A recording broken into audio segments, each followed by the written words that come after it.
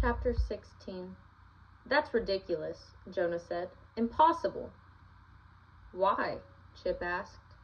Jonah barely stopped himself from giving an answer that would have sounded like his dad. Because the government is set up to serve the people, not to ruin kids' lives by making them move. Instead, he mumbled, why would they care about Daniela McCarthy lives? How could it matter to them? And to direct her family to that exact house?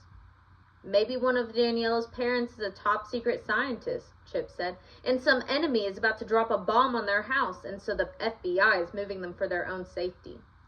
Jonah frowned at Chip and rolled his eyes.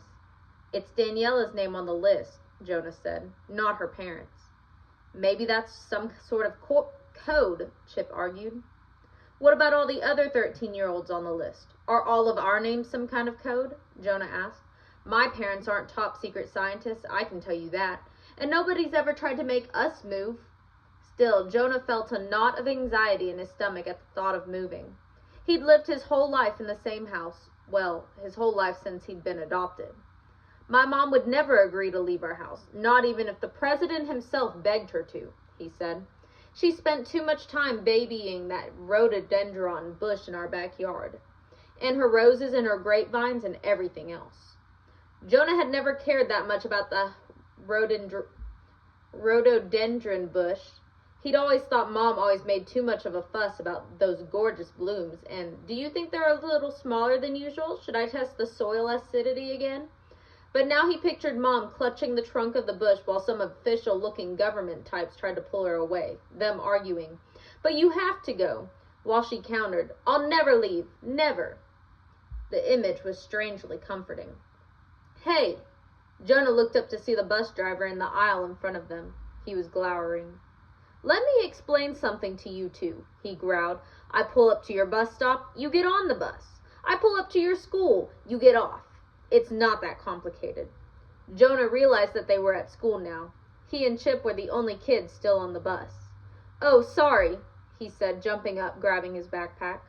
Maybe you want to go to the elementary school instead, the bus driver asked.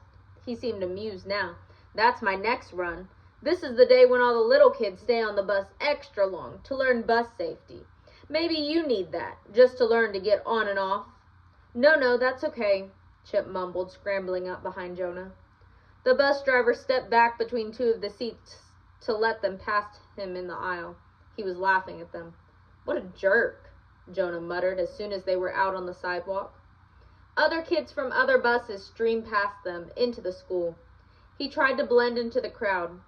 At least no one else had been on the bus to hear the driver making fun of them. Chip grabbed Jonah's arm. After school, I'm going to call Daniela back, Chip said. Maybe she'll have calmed down by then. And I want to call back the other kids on the list to ask why they moved. You'll help now, won't you? Remember what you promised me? I'll do everything I can to help you. Chip's imitation of Jonah's voice was frighteningly accurate. I didn't know what I was promising, Jonah wanted to argue. That was last week. I thought I'd just have to quote from What to Tell Your Adopted and Foster Children, not solve mysteries, not see ghosts, not call strangers, not figure out the FBI, not worry about my own past. Chip's blue eyes were pleading and desperate. Catherine's all right and everything, but she's too cheerful about all of this, Chip said. She thinks it's fun. What's wrong with fun? Jonah wanted to ask, but he knew exactly what Chip meant. All right, Jonah said reluctantly. After school. The day dragged. Jonah couldn't concentrate on any of his classes. More than once his teachers noticed and said, Jonah, are you with us? Or, Jonah, didn't you hear me the first 5 times I asked everyone to open their books? On the bus ride home, Jonah made sure he and Chip didn't get too distracted. They were the first ones off the bus when it reached their stop. Catherine bounced up eagerly behind them. How many names do you want to call today? She asked. I don't have gymnastics tonight, and I did all my homework in study center, so I am ready to start dialing. Chip and Jonah exchanged glances. Well, see, I've got to get the mail first, Chip said weakly, and then... No problem, I can wait, Catherine said, grinning. She followed the boys to the Winstons' brick mailbox. Chip took his time about reaching in, drawing out the stacks of letters and magazines and junk mail. Jonah felt like telling him, "Look, if you think Catherine is going to get bored and leave, forget it. Once she's into something, she never gives up." Chip was so completely into his act, trying to get rid of Catherine, that he just stood there staring at the stack of letters. Maybe it wasn't an act. "Chip?" Jonah asked cautiously. "Is something wrong?" Jonah remembered that lists and ghosts and the FBI weren't all they had to worry about. He remembered that letters had been the first signs of strangeness. "Chip?" Jonah repeated. Chip held up a letter. "It's addressed to me, and there's no return address," he said, "but it's not like the others." He was right. This letter was in a smaller envelope, the kind used for invitations, and Chip's address wasn't typed, but written in firm grown-up handwriting like a teacher's. "Open it," Catherine said excitedly. "Let's see what this one says." And Jonah turned to glare at his sister. What was wrong with her? Wasn't she scared at all? How could she act so thrilled when he felt almost paralyzed with dread?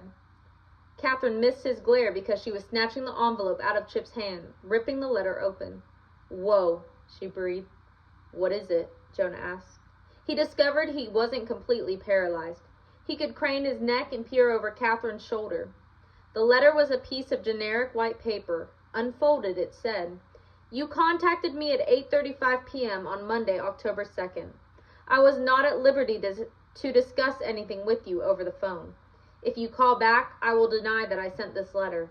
I will refuse to tell you anything more, but if it is safe, I will meet you in Conference Room B at the Liston Public Library at 3 p.m. on Saturday, October 7th. Then we can talk. Do not attempt to contact me otherwise. This is the only way." There was no signature.